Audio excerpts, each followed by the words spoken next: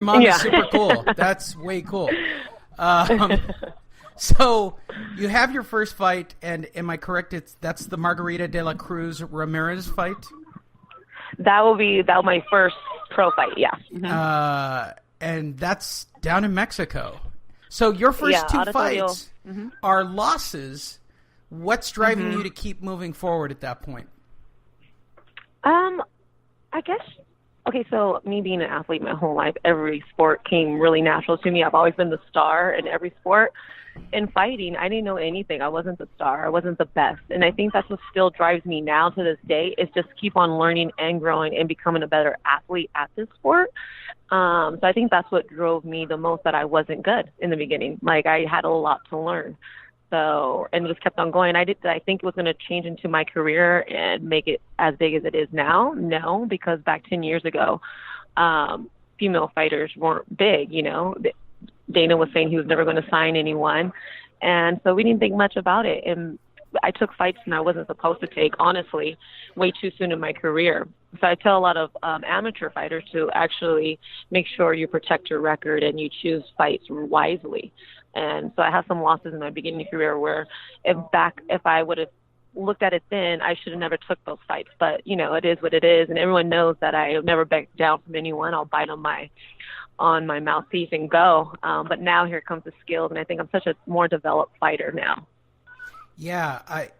The struggle, because I have a brother-in-law who's a Olympic level pole vaulter who I sucked into taking jiu-jitsu with me, and he hated it miserably because he couldn't physically make it happen quick enough. I understand working with people like you who are natural athletes who you just enjoyed all the aspects of it. He could never wrap his brains around not being successful at it very fast. But in fact, for you, you lose 5 out of your first 7 pro fights.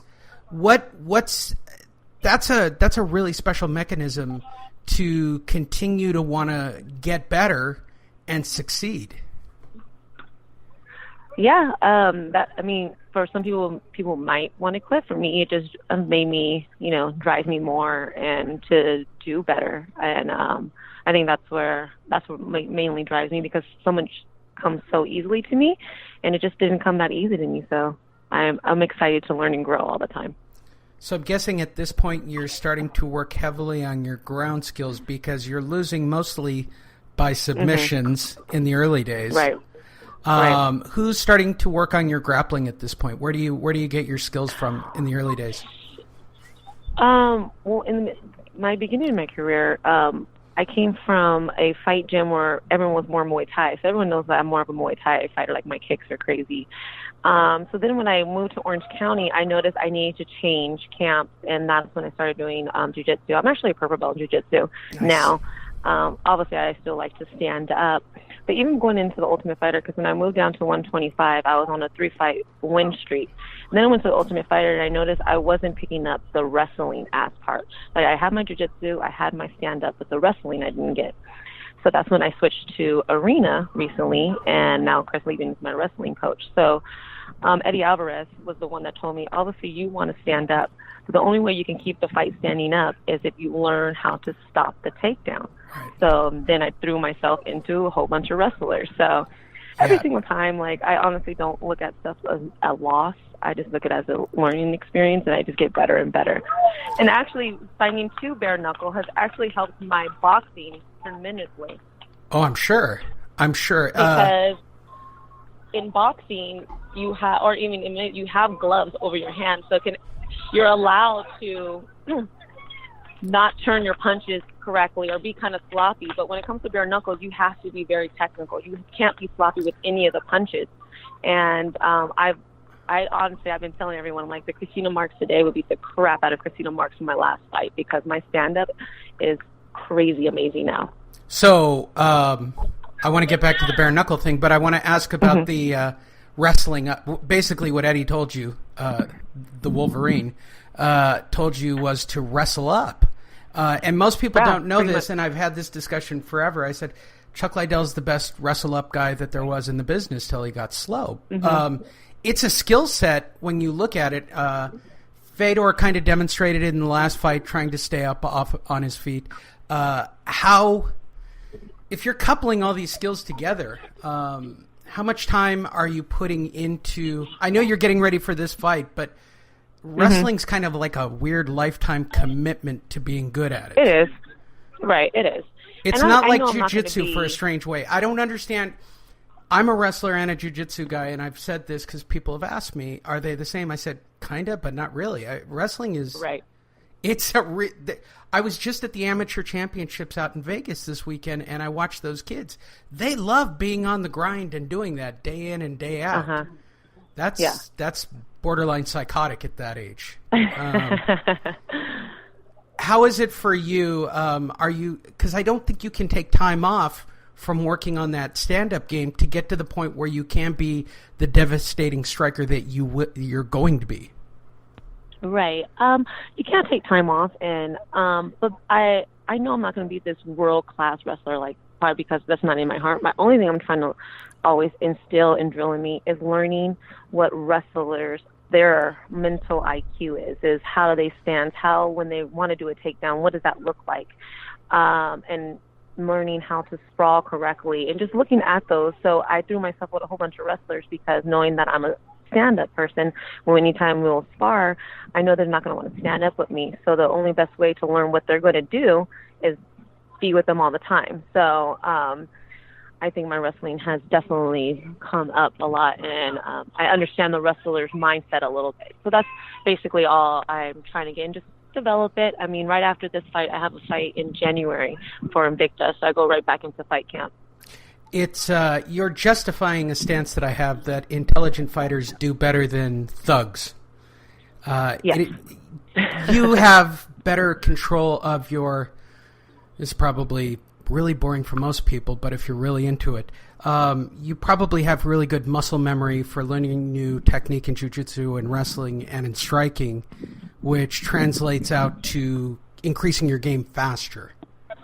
I would say so. I even like my coaches has always told me that I pick up stuff really fast. I'm a real visual person. I can see it and then somehow put it in my head and then just do it myself. But then again, I've been coached my whole life since I was 5 years old. I've always been in a sport, so I know I'm very coachable, which is a good aspect because if you can't be coached, you won't be able to learn. So I'm always open to learning. So. I know that I can, if I have to bite down on my mouthpiece, I can, but I don't want to do that. I want to be the smarter fighter. Yeah, I completely agree. How's your breathing? That's my latest question for everybody. How is your breathing? I would say my breathing is pretty good. I mean, being a track runner, I know how to do that. So I would say it's pretty good. I know how to, if my heart rate's high, how to bring it back down. I mean, these rounds for bare knuckles only 2 minutes. I'm coming from the world of 5-minute rounds. So that's nothing to me. And we get a minute break in between rounds, so I'm actually pretty happy about all that. Yeah, I'm sure. It's my latest and greatest stance on everything is about breathing. I'm shocked at how bad breathing really is in circles. Yeah. I was watching, I was at FFC this weekend, and I was watching guys blow up in the heavyweight division on Friday night, and it was just bad breathing and bad technique. You're right. But again, heavyweights are... bad in general. You know this. We have all the bad heavyweights have all the bad habits. We do. This is true. There's only one Brock Lesnar, and then there's everybody else. I understand.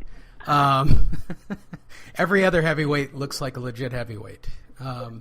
Which I've never understood why we all have such bad habits. All right, so you've got all this going. How are you able to support yourself as a fighter full time? Well, yeah, I'm also one of the head coaches at the UFC gym here in San Diego. Nice. So if I'm not trained, I'm training other people. I actually have waiting lists for me for training. So I do pretty well with that. And private lessons? Yeah, I do private lessons. I do most of my stuff is mostly strength and conditioning for kids and whatever support they need. Parents will come and I would help them in their off season, as well as I do weight loss programs and everything. So yeah, I am a trainer. Insert the gratuitous plug right here so you get business. Yeah.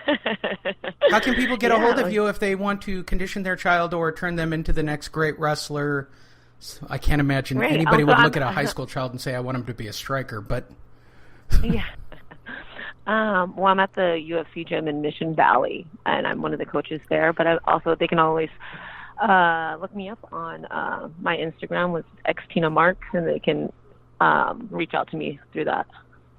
So do you have a short-term, long-term career path? Assuming everything goes well, let's talk about this World Bare Knuckle Fighting Federation Championship, which I'm obsessed with it. From a reporter stance, from somebody who's been doing this for 11 years, I'm completely fascinated with the idea of wearing plastic to a fight, because as I told JC, you have to be into this. This isn't. This is a red meat eating, red wine drinking, whiskey drinking, cigar smoking. This is like Mexico again. This is pretty close. Yeah. I think outside looking in, people can see it that way, and that's how it is. And maybe some of the fighters on the card are seeing it that way as well. I put my mindset as a boxing match. So I really dove into the whole boxing aspect, and only thing that's gonna be different is that I'm not gonna have gloves on, but I'm taking it as a boxing match, and just going from there. I'm not gonna let the whole bare knuckle or like the exterior of being it's kind of barbaric get to my head. It's just a boxing match to me. So you're gonna treat it like a boxing match, just bare knuckle. Yeah. How do you prep for this? This is. I don't want to go back to, quoting a Van Damme movie, but this is borderline wrapping our hands in rope and going to town kind of thing. It's kumite. It's borderline kumite. How do you practice this? This isn't a sparable thing. No, for the last couple of days, and then here on out, I'm going to be doing a lot of my mitt work just with my MMA gloves. So I think that's a plus for me, because I'm coming from MMA. Which Jasmine is coming just from boxing. She's never hit probably how it feels with MMA gloves or like with nothing. So MMA gloves are just 4 ounces. So it's not too far away from having nothing on your hand. So I think that's what's going to help me as well. Have you? And in the bare knuckle, we can do a one hand clinch. Right. So me being a Muay Thai, that's my bread and butter. I know the clinch. So I think that's going to help me as well in this fight.